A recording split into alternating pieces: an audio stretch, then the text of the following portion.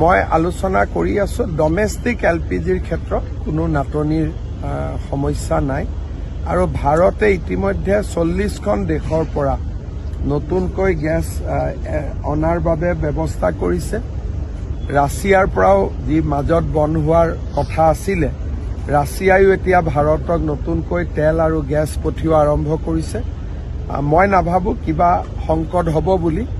আৰু প্ৰধানমন্ত্ৰী মোদী ডাঙৰীয়াই কোভিডৰ সময়ত যেনেকৈ অক্সিজেন সংকট হ'ব বুলি ওলাই থকাৰ পিছতো তেওঁ সকলোকে অক্সিজেন দিবলৈ সক্ষম হৈছিল। এলপিজিৰ ক্ষেত্ৰতো তেওঁ সংকট নিশ্চিতভাৱে আহিব নিদিয়ে।